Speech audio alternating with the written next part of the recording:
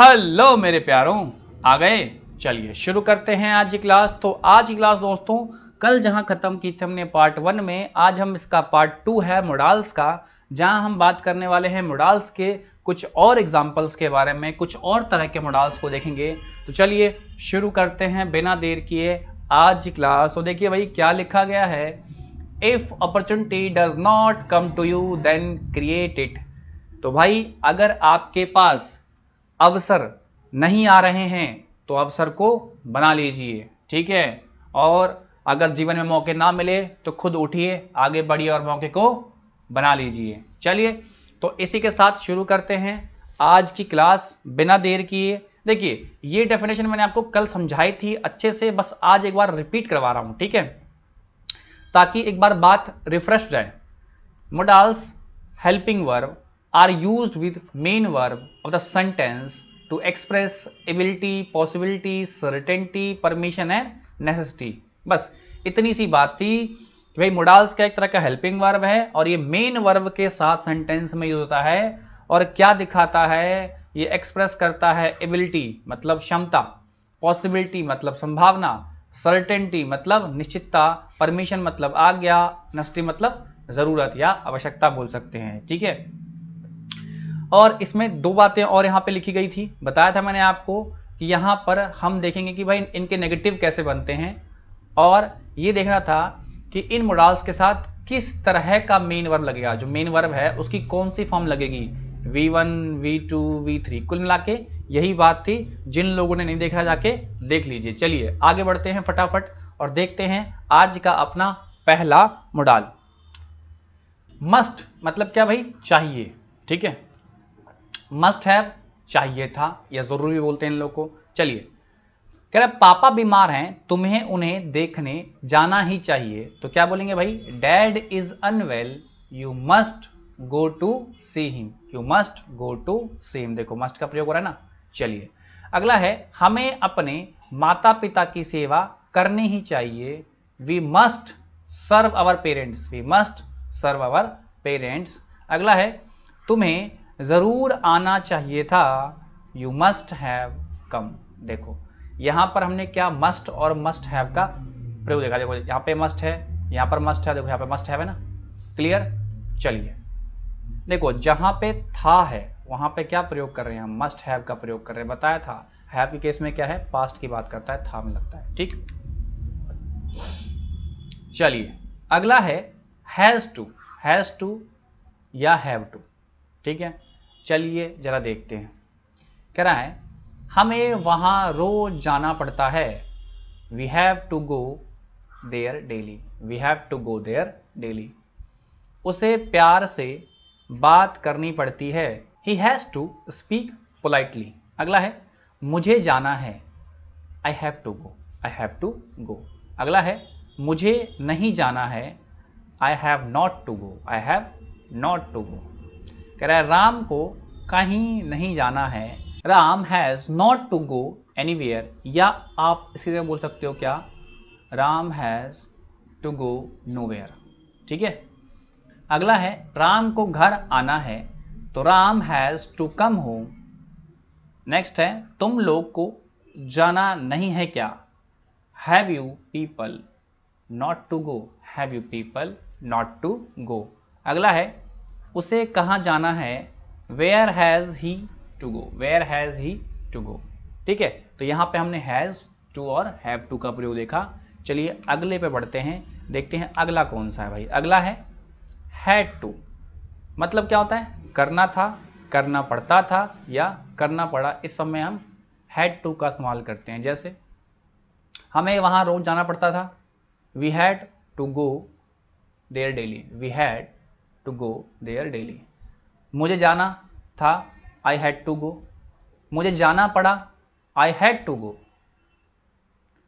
क्या तुम्हें ये काम करना था, had you to do this work, had you to do this work. चलिए अगला है, उसे किससे मिलना था, whom had he to meet, whom had he to meet। अगली बात करते हैं नेक्स्ट की।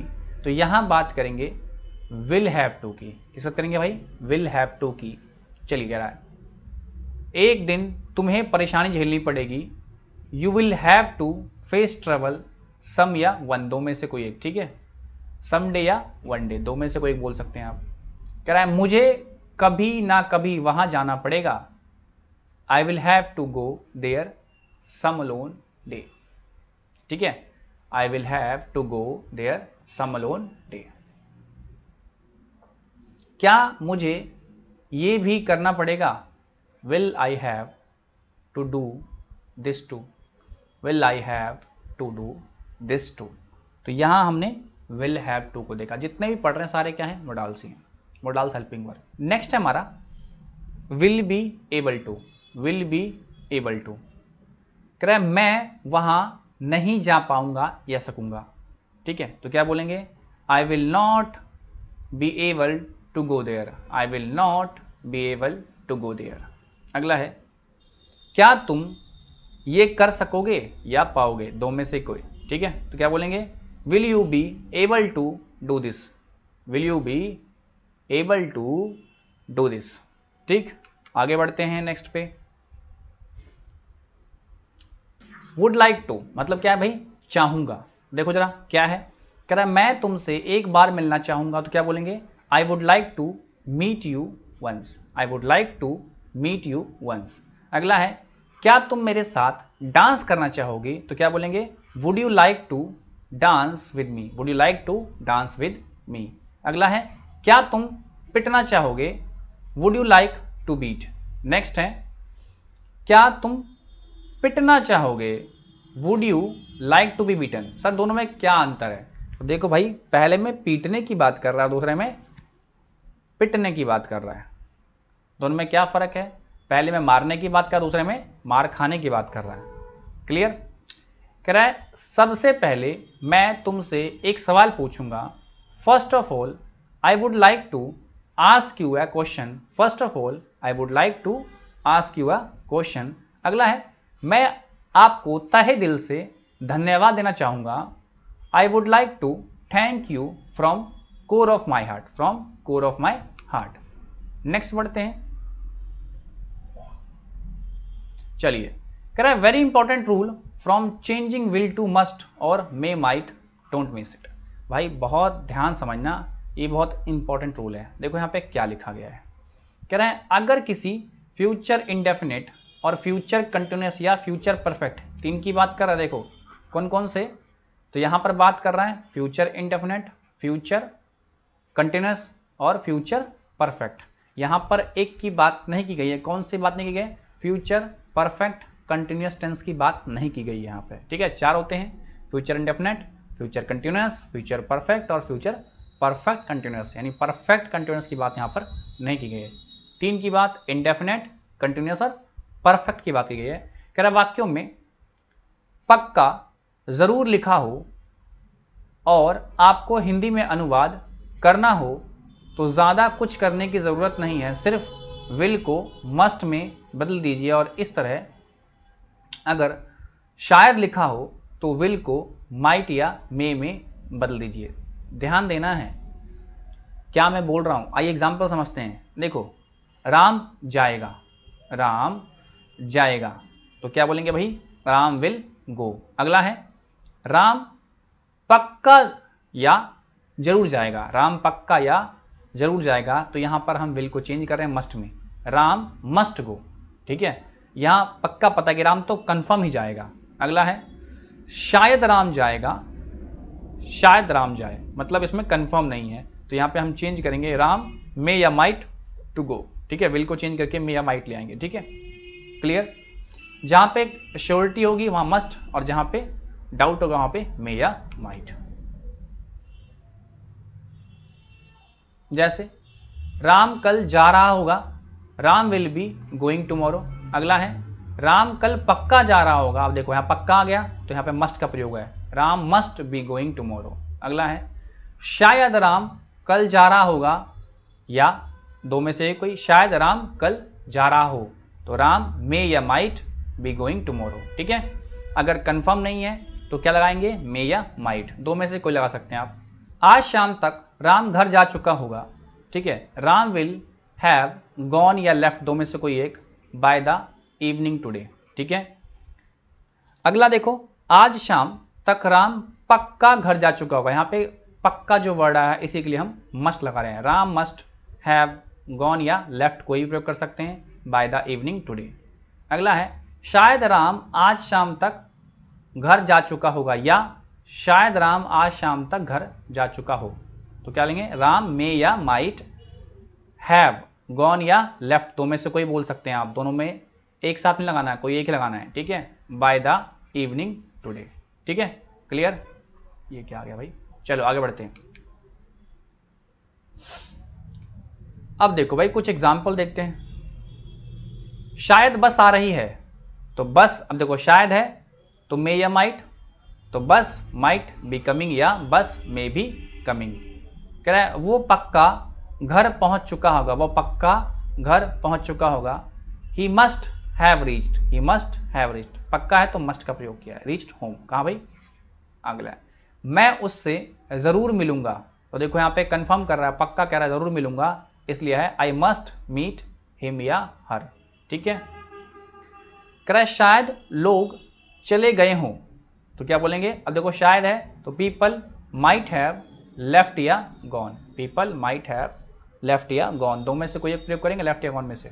चलिए, कह रहा है वो पक्का उससे मिलने जा रहा है। He must be going to meet her या हिम।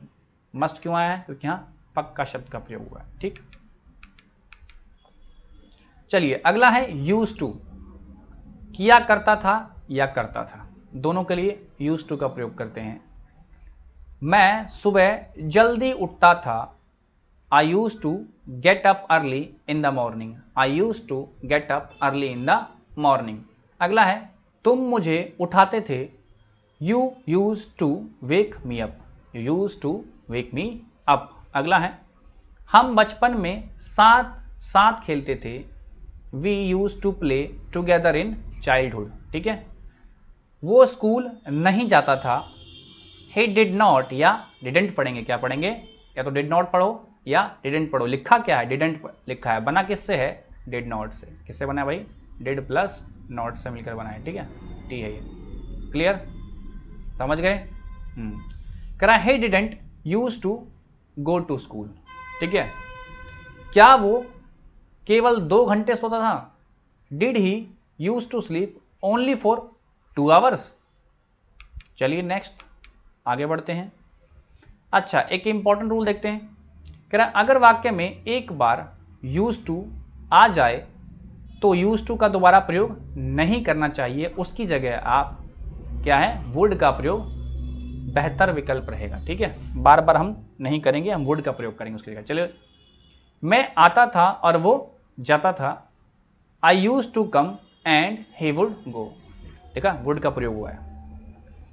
कह रहा है मैं 5 बजे उठता था, फिर 2 घंटे पढ़ता था, I use to get up at 5 then I would study for 2 hours। वो आती थी और मैं भाग जाता था, फिर वो मुझे बुलाती थी, she use to come, I would ran then she would call me. ठीक है, आप वुड का प्रयोग कर सकते हैं एक से अधिक बार, इसमें कोई दिक्कत नहीं है। ठीक है, लेकिन आप यूज टू का प्रयोग बार बार ना करें। ठीक, चलिए अगला है।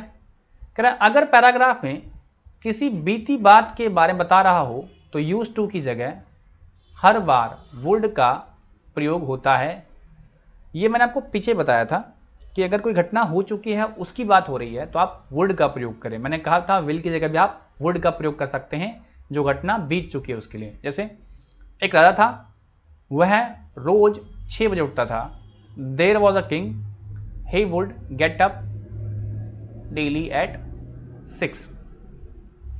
मैं बहुत बुरा था, पर मैं अपनी मम्मी को बहुत प्यार करता था।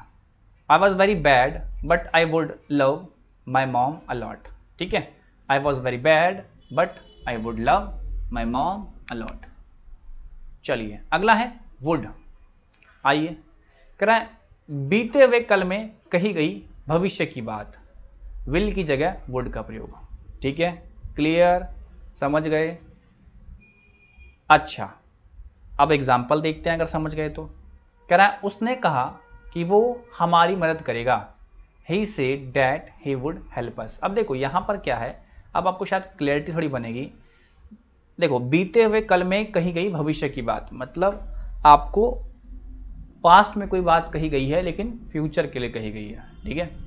जैसे बोले ना, मुझे पक्का पता है कि वो सफल होगा, तो ये घटना पास्ट में कही गई है और कही गई है किसके लिए? फ्यूचर के लिए, ठीक है। चलिए अगला है, मुझे मालूम था कि वो जीतेगा। I knew that he would win. I knew that he would win. मैंने कभी नहीं सोचा था वह इतना स्वार्थी होगा। I had never thought that he would be this much selfish. ठीक है, मुझे संदेह नहीं था कि तुम जीतोगे। I had no doubt that you would win.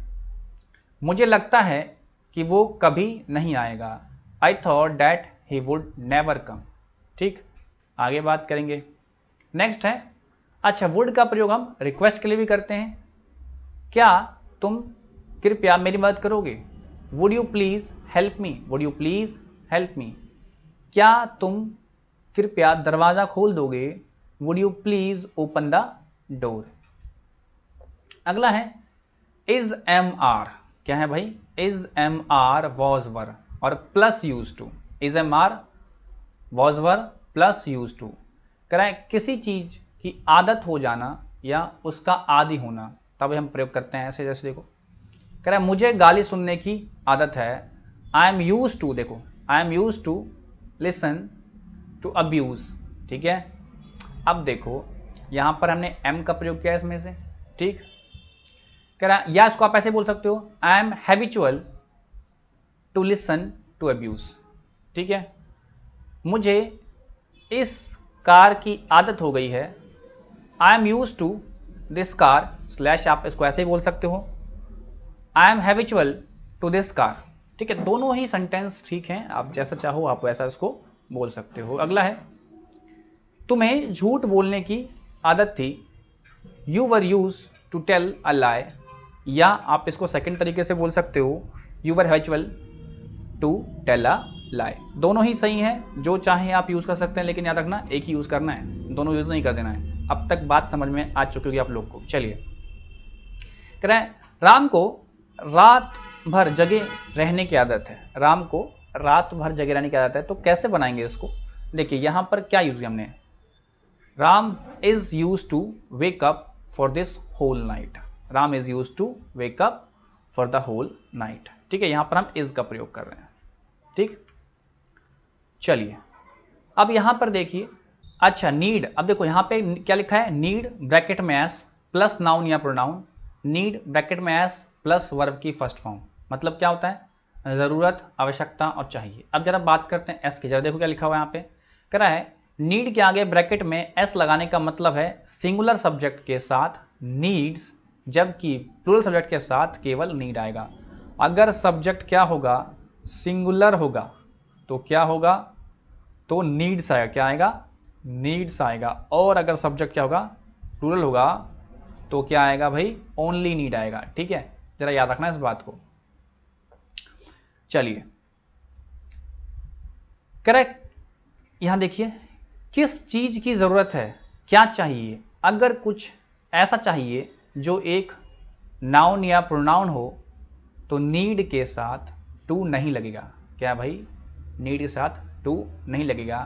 अगर मैं कहूँ कि मुझे जाना चाहिए, यहाँ पर मुझे किसी चीज़ की ज़रूरत नहीं है। क्या चाहिए? जाने की ज़रूरत है, यानी जाना चाहिए। जाना एक क्रिया है, इसलिए नीड के साथ टू लगेगा। क्लियर? अब ज़रा समझ लीजिए मैंने क्या बोला और कैसे बोला। कह रहा है कि जो सबसे इंपॉर्टेंट पॉइंट, देखो यहाँ पे इंग्लिश में भी वही चीज़ लिखी गई है। कह रहा है another point is that if we need a noun or pronoun, then we don't use to with need. Otherwise, in case of verb, we use need to, or we can also use should instead of need to. देखो भाई, अगर need के बाद हम क्या noun या pronoun का use करने वाले हैं तो हमें टू की ज़रूरत नहीं है, और अगर हम वर्ब का प्रयोग करने वाले हैं तो हमें टू की ज़रूरत है। कुल मिला के इतनी बात कही गई है। और एक बात यहाँ पे देखो लास्ट में और ये भी कही गई है, क्या कही गई है भाई, हम चाहें तो क्या नीड टू की जगह हम क्या प्रयोग कर सकते हैं, क्या प्रयोग कर सकते हैं भाई, बताओ जरा, देखो देखो क्या लिखा हुआ है, शुड। ठीक है, ठीक, चलिए आगे बढ़े। देखिए भाई एग्जाम्पल कह रहा है, राम को पेन चाहिए या राम को पेन की ज़रूरत है, तो राम नीड्स अ पेन। ठीक है, क्लियर है, कोई दिक्कत। अब देखो यहाँ पे नीड्स क्यों लिखा है, मैंने बताया था ना, देखो यहाँ पे लिखा भी हुआ है, pen is not a verb, it is a noun, so need will not be followed by to. देखो भाई दो ही बात थी, या तो नीड्स टू या नीड्स। अगर हम नाउन और प्रोनाउन के लिए प्रयोग करें तो हमें टू की ज़रूरत नहीं है। यहाँ पे राम क्या है, कोई भी वर्ब नहीं है, नाउन है, इसलिए हमने सिर्फ नीड्स का प्रयोग किया और टू का प्रयोग नहीं किया। अब देखो जरा, यहाँ कह रहा है राम को जाना चाहिए, कह रहा है राम नीड्स टू गो या राम शुड गो। बताया था ना, नीड की जगह आप शुड का प्रयोग कर सकते हो, नीड टू की जगह। अब देखो यहाँ पे क्लियर है, कह रहा है go is a verb, so need will followed by to. क्या है, गो क्या है, वर्ब है, तो भाई अब तो टू लगाना ही पड़ेगा, बताया था। कह रहा है राम को पेन नहीं चाहिए या राम को पेन की ज़रूरत नहीं है, तो Ram doesn't need a pen. ठीक, चलिए अगला है, राम को जाना नहीं चाहिए, तो Ram doesn't need to go या Ram should not to go. ठीक है, दो में से कोई भी आप बोल सकते हो, चलेगा। कह रहा है मुझे माँ चाहिए या मुझे माँ की ज़रूरत है, तो आई नीड मॉम। ठीक है, क्लियर है, समझ गए। तो भाई मम्मी क्या है, बताओ, मम्मी क्या है, नाउन है, तो इसीलिए हम नीड लगा रहे हैं। ठीक है, टू का प्रयोग नहीं कर रहे। चलिए आगे बढ़ते हैं। अगला है नीडिड। नीडिड के साथ नाउन या प्रोनाउन या नीडिड टू के साथ वर्ब की फर्स्ट फॉर्म।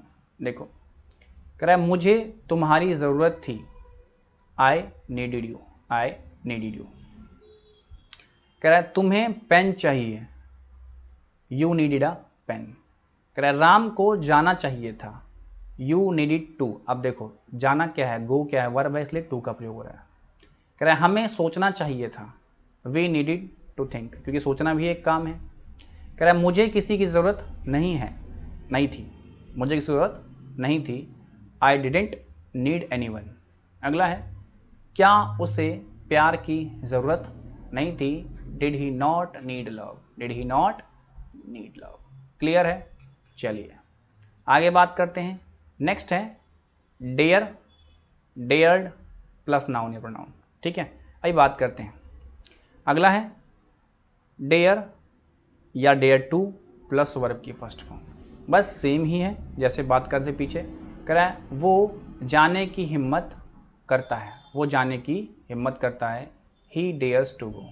क्लियर है, चलिए वो वहाँ जाने की हिम्मत नहीं करता है, he doesn't dare to go there या he dare not to go there. तो टू का प्रयोग क्यों कर रहे हैं भाई डेयर के साथ, क्योंकि वर्ब का प्रयोग हो रहा है, दोनों में क्या है, वर्ब का प्रयोग किया गया। जाना भी क्या है, वर्ब है, और हिम्मत करना भी क्या है, वर्ब है। तुम्हारी यहाँ आने की हिम्मत कैसे हुई, how dare you come here, how dare you come here. अगला है राम ने खेलने की हिम्मत की, राम डेयर टू प्ले। ठीक है, नेक्स्ट है राम ने खेलने की हिम्मत नहीं की, Ram dare not to play या Ram didn't dare to play. दोनों में से कोई भी चलेगा, एक ही चलेगा। लेकिन राम की हिम्मत कैसे हुई, how dare Ram, how dare Ram. ठीक है दोस्तों, तो बस इतने ही थे, कहीं बोर तो नहीं हो गए। चलिए ढेर सारे एग्जाम्पल थे, बट आपको इनको कोशिश करना है, रिमाइंड रखने की कोशिश करना है, रटना नहीं है, और जो उसकी डेफिनेशन है उसको 3-4-5 बार पढ़ के और याद रखना है। ठीक है, चलिए तो बस ये क्लास यहीं तक थी, ख़त्म हो गया हमारा मॉडल्स। तो उम्मीद करता हूँ आपको कुछ नया सीखने को मिला होगा, और ये भाई आप चाहो तो हमें सोशल मीडिया पर फॉलो कर सकते हो, सबके लिंक्स दिए गए हैं, और टेलीग्राम पे ज्वाइन कर सकते हो। किसी भी तरह के नोट्स और पीडीएफ की, क्लास के नोट्स और पीडीएफ के लिए आप टेलीग्राम ज्वाइन कर सकते हो। वहाँ पर आपको सारे ही क्लासेस के जितने भी पीडीएफ अभी आप पढ़ रहे हो जो आपको मिल जाएगी, चिंता वाली बात नहीं है। तो आप हमें हर जगह फॉलो कर सकते हो, हम हर जगह हैं, ट्विटर, इंस्टाग्राम, फेसबुक और टेलीग्राम पर। तो उम्मीद करता हूँ कि आपको मज़ा आया होगा। तो मिलते हैं कल की वीडियो में। Till then bye bye and